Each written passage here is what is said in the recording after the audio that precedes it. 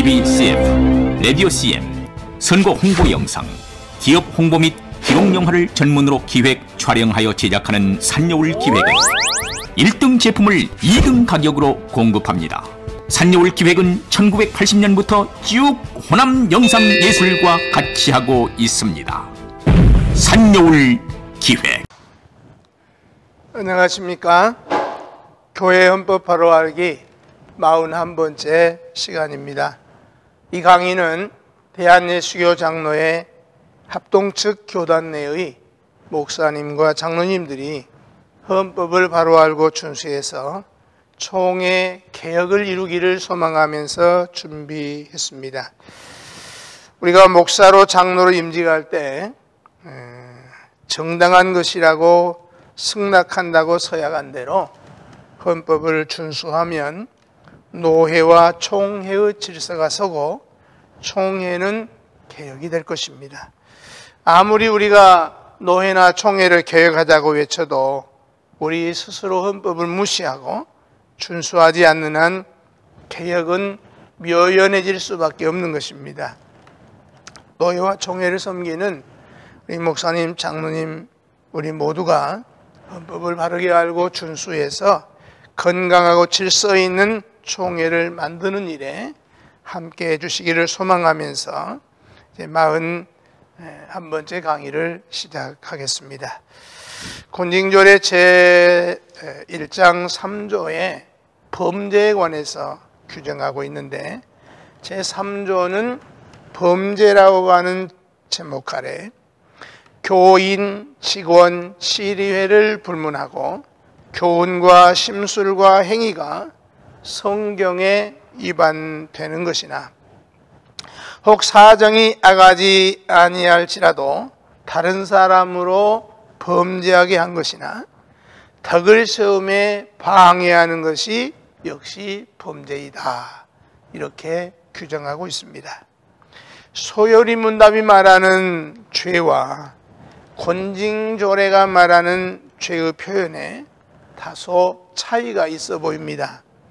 소요리 문답 제14문에서 죄가 무엇인가라는 물음에 대해서 죄는 하나님의 법에 순종함에 부족한 것이나 혹 어기는 것이니라고 가르치고 있으며 교회 정치문답조례 184문에서는 치리가 어떤 범죄에 대해서 신문할 수 있느냐는 물음에 대하여 교리와 행위 중 하나님의 말씀과 법도를 거스리는 일에 대하여 신문할 수 있으며 혹은 그 자체가 죄는 아니라고 해도 그것이 남을 범죄케 하는 일과 신령적 유익을 해치는 일에 대하여 신문할 수 있다고 해석하고 있습니다.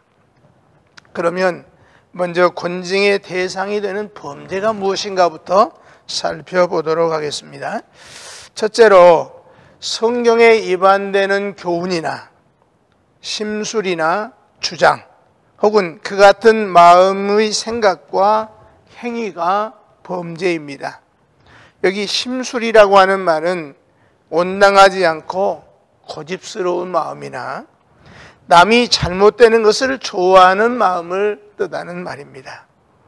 두 번째는 서로 그렇게 하지 않았을지라도 다른 사람에게 범죄하게 하는 행위, 즉 다른 사람을 미워하거나 다른 사람으로 죄를 짓도록 유도하거나 교사하는 행위가 범죄인 것입니다. 세 번째는 다른 사람이 덕을 세우도록 다른 사람에게 모범을 보이지 아니하는 생활 습관도 범죄입니다. 그 다음에 두 번째로는 권징의 대상이 되는 범죄는 구체적으로 다음과 같은 몇 가지를 말할 수 있습니다. 첫째, 신앙과 행위가 성경과 헌법, 규칙이나 치리의 결정 등을 위반하는 행위가 범죄입니다. 그런데 좀 더 구체적으로 말씀을 드리면 성경에 위배되는 범죄가 성립되려면 그 범죄 구성 요건은 단순히 오해나 지식의 부족함이 아니라 이단적인 교훈을 가르치고 주장하며 그것이 성경 위반인 것을 인식하면서도 고의적으로 전파하는 것을 말합니다. 두 번째는 심술이란 사람의 마음의 씀씀이를 의미하는데 그 마음 씀씀이나 생각들이 성경에 위반되는 것도 범죄입니다. 이때는 심술이 고야감을 넘어서 성경에 위반된다고 할 만한 것이어야 되는 거죠.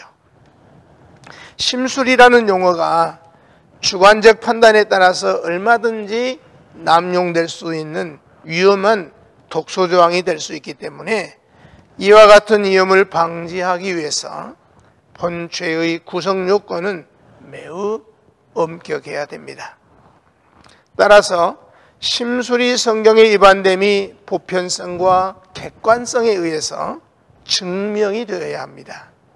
또한 유죄를 증명하는 책임은 고소인에게 있고 그 증명은 구체적이어야 되고 또 사실적이고 누가 보든지 인정할 수 있어야 합니다. 세 번째로 행위가 성경에 위반되어야 하는데 그렇다면 우리 중에 이 본조문에 해당되어서 범죄자가 되어 처벌받지 않을 사람이 누가 있겠습니까? 그러므로 본조에 위반되는 행위란 자기 행위가 성경에 위반되는 죄임을 스스로 알아야 할 뿐 아니라 자기 행위가 성경의 명백한 위반임을 알면서도 고의적이고 악의에 찬 마음으로 짐짓 성경 위반 행위를 해야 되고 교회와 타인에게는 물론이고 예수 그리스도의 존영과 복음의 발전에 위해를 가할 만한 성경에 위반된 행위라야 할 것입니다. 네 번째는 비록 자신은 범죄하지 않았을지라도 다른 사람으로 하여금 범죄하게 하는 것도 범죄입니다. 즉 이것은 범죄하도록 유도하거나 또 어떤 목적을 가지고 결과를 예상하면서 범죄를 교사하는 것을 말합니다. 즉 고의는 물론 범죄할 것을 예상하면서 범죄를 교사 내지 유도하는 것도 처벌 대상이 된다는 말씀입니다. 또한 사정이 악하지 아니할지라도 즉 고의나 목적 없이 과실로 인한 것이라고 할지라도 결과적으로 자기 언행의 영향을 받아서 다른 사람이 범죄했다면 그 책임을 면할 수 없다는 것이 본법의 정신이라고 하겠습니다. 그 다음 다섯 번째는 덕을 세움에 방해가 되게 하는 것도 범죄입니다. 타인으로 범죄케 하는 것과 마찬가지로 타인으로 하여금 덕을 세우지 못하도록 방해되게 하는 것을 말하는데 단순한 과실로 덕을 세움에 방해되는 일까지 포함시켜서는 안 되겠고 고의적 방해가 있어야 되고 덕을 세우는 데에 있어서 적극적으로 방해하는 행위를 요한다고 할 것입니다.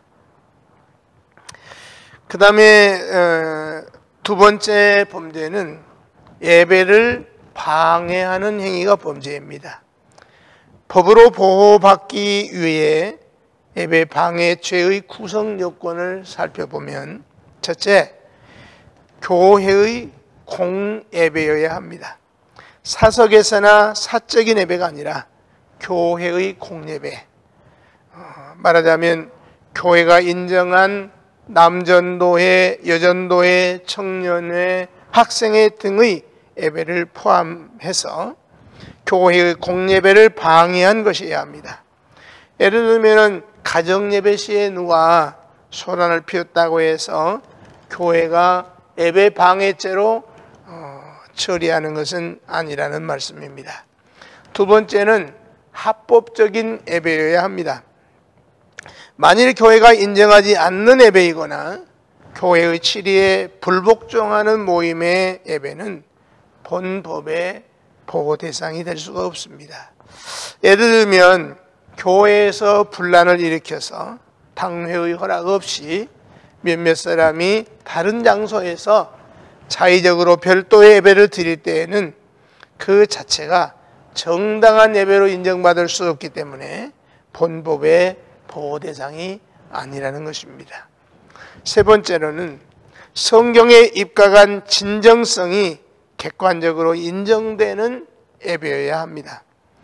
예배의 형식은 정당한 교회의 공예배이지만 그 내용이 이단적이거나 다른 복음을 전하는 예배라고 한다면 그 예배의 형식이 아무리 공예배라고 할지라도 그 내용은 이미 진정한 예배라고 할 수 없기 때문에 그러한 예배는 본 규정의 보호 대상이 아니라는 것입니다.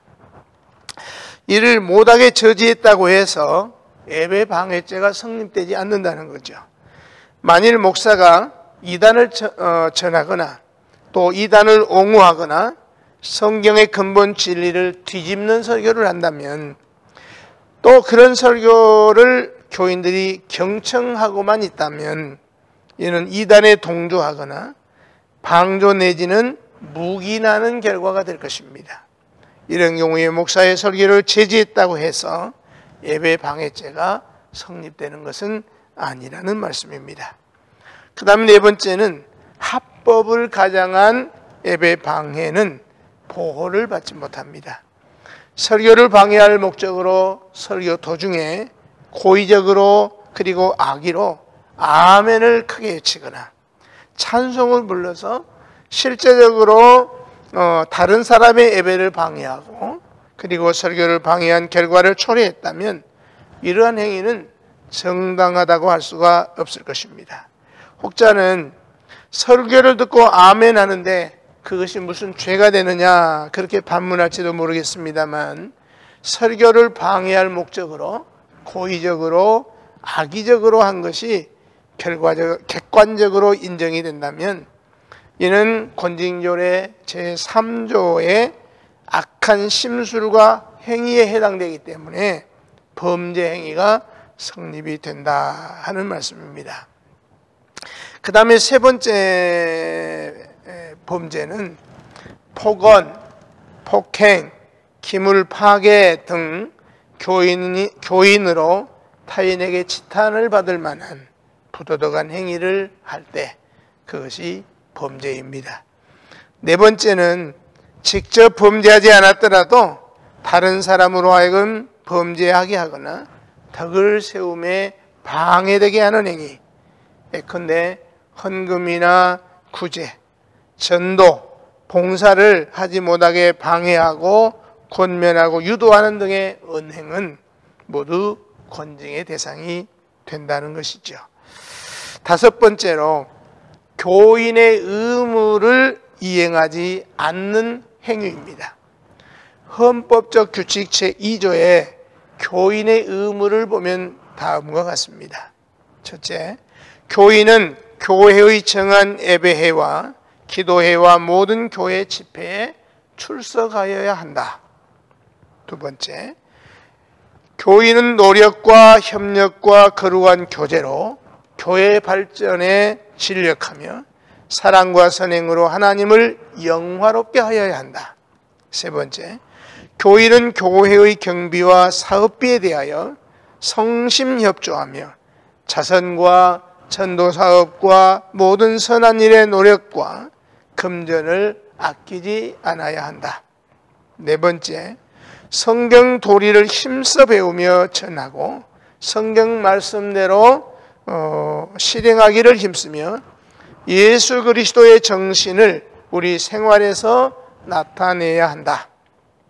다섯 번째, 교회의 직원으로 성의를 범하거나 미신행위나 음주 흡연, 구타 등의 행동이나 고의로 교회의 의무금을 드리지 않는 자는 직임을 면함이 당연하고 교인으로는 의무를 이행하지 않는 자로 간주한다. 여기서 직임을 면함이 당연하다는 말은 면직을 받는 것이 당연하다 하는 그런 말씀입니다.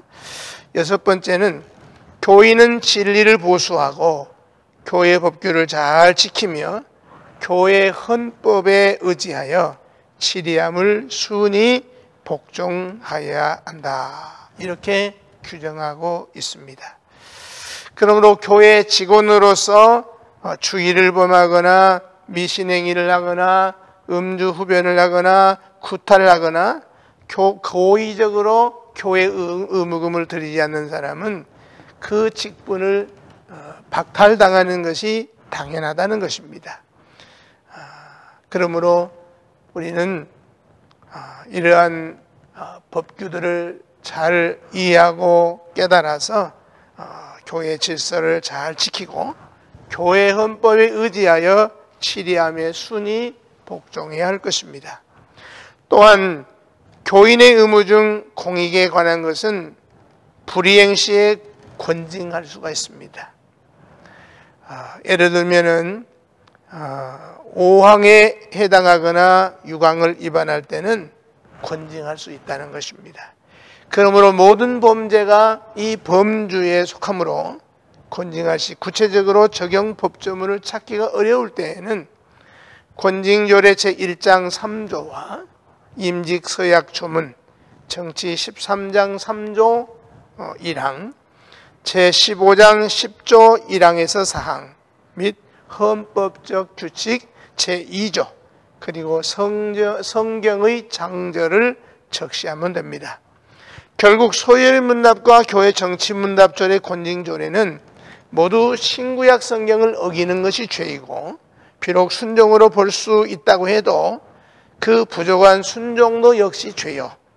타인을 범죄하거나 덕을 세우며 방해되게 하는 것도 죄라고 했는데 이것은 부족한 순종에서 기인한 것으로 여겨집니다. 온전한 순종이 다른 사람에게 범죄하게 하는 상황은 있을 수가 없기 때문이라고 생각합니다. 우리가 범죄라고 규정할 때 그 구성 요건을 깊이 살펴야 하고 그 구성 요건이 충족되었을지라도 그것은 보편성과 그리고 객관성을 갖고 있지 않으면 안 됩니다. 즉 주관적인 판단은 금물이라는 말씀입니다. 그러므로 누가 범죄했다는 말만 있고 소송하는 원고가 없으면 혹 치리가 원고가 되어서 기소할 수 있으나 매우 신중하지 않으면 안 되고 재판을 하지 않는 것이 더욱 좋습니다. 혹시 범죄 사건이 중대할지라도 이상한 형편 때문에 판결하기가 심히 어려운 경우에는 차라리 하나님의 공의의 방침에 실증을 주시기까지 유한하는 것이 재판하다가 증거가 부족해서 중도에 폐지해서 일반 권징의 어떤 효력을 손실하는 것보다 낫다고 2장 8조에 규정하고 있습니다. 다음은 네 번째로 재판 안건에 관해서 살펴보도록 하겠습니다. 제4조에는 재판 안건이라고 하는 제목 아래 성경의 위반으로 준거할 만한 일이든지 성경에 의하여 제정한 교회 규칙과 관례에 위반되는 일이든지 다른 권징조례로 금지할 일이 아니면 재판 안건이 되지 아니한다고 규정하고 있습니다. 권징조례가 말하는 재판 안건이라는 것은 성경을 어긴 모든 사건이 다 재판 사건이 되는 것이 아니며 성경을 법원으로 하는 교회의 온갖 법규를 어긴 사건들이 다 재판 사건이 되는 것도 아니고 모든 사건들 중에서 권징조례로 금지할 만한 사건이어야만 재판 사건이 된다 하는 말씀입니다. 그러나 권징조례로 금할 만한 사건이라고 해서 역시 다 재판 사건이 되는 것도 아닙니다.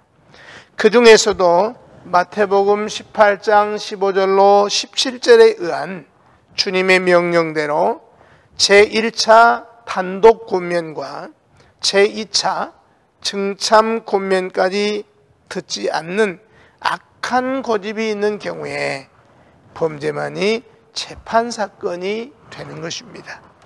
교회 재판도 반드시 위의 과정을 거쳐서 고소하는 원고가 있어야 비로소 재판하게 되는 것이니까 불고불리의 원칙은 교회 재판의 경우에도 적용된다고 하겠습니다.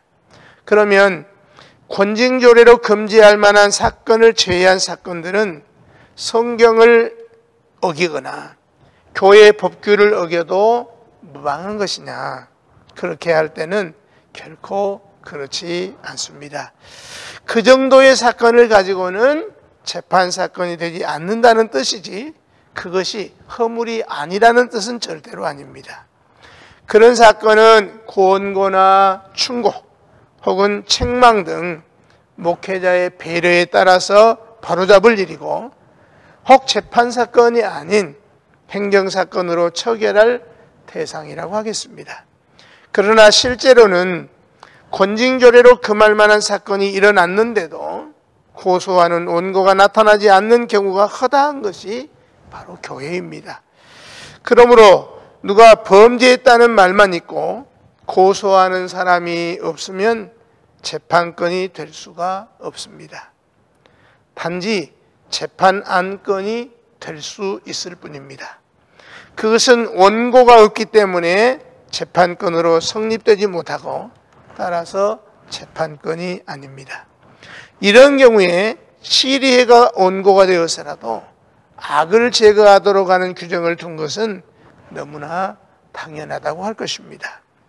이상의 내용을 정리를 해보면 첫째, 재판 안건이라고 하는 것은 재판할 수 있는 사건을 말하는데 즉 성경에 의해서 제정한 규칙이나 교회의 온갖 법규를 어긴 사건들입니다.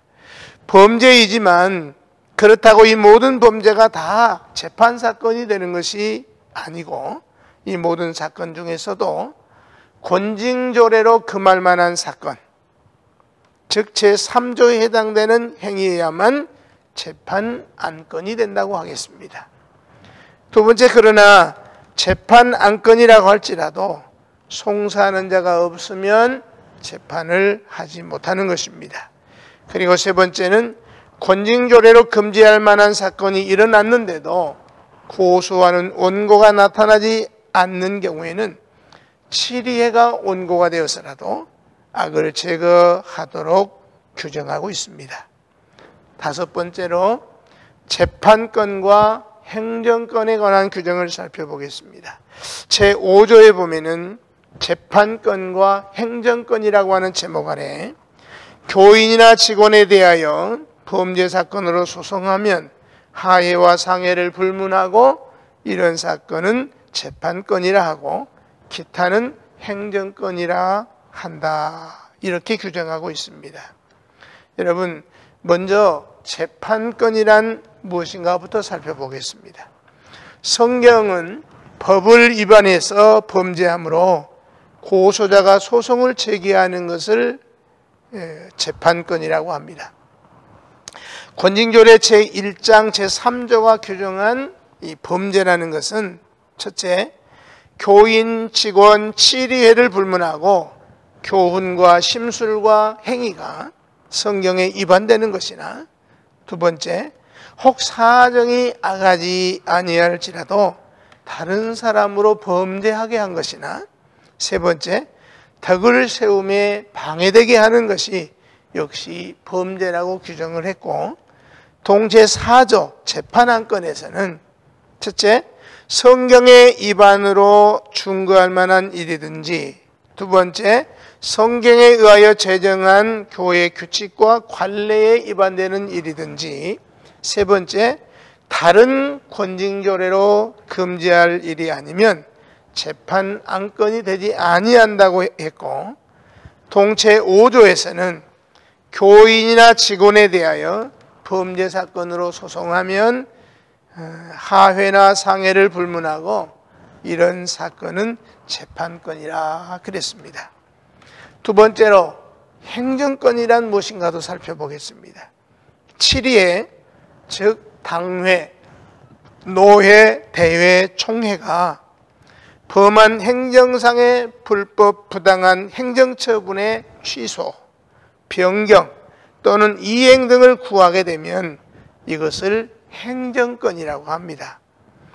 기타는 행정권이라 한다 그랬지만 재판사건이라는 것은 범죄사건을 가리키는 것이 아니고 범죄사건 중에서도 권징조례로 금지할 일을 가리키는 것이 가리키기 때문에 범죄사건으로 소송을 하면 그것이 재판권이고 그 외의 사건은 행정권이라고 했으니까 소송이 없으면 범죄사건이라고 불릴 수는 있어도 재판권은 아니라는 말씀입니다. 행정권 중에 소원이라는 것이 있습니다.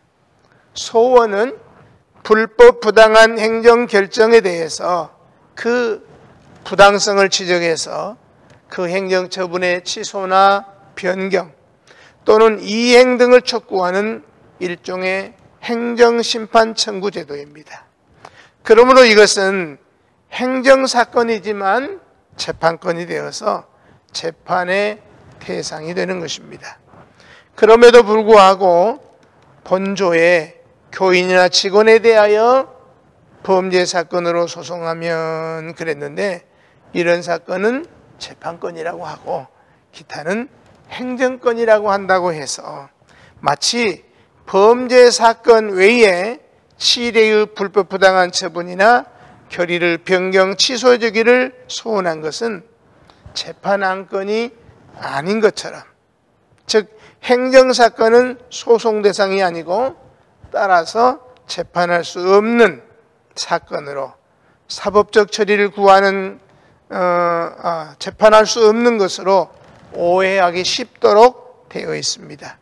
그러나 범죄사건으로 사법적 처리를 구하는 고소는 물론이고 불법 부당한 행정사건을 변경해달라는 소원도 역시 재판권입니다.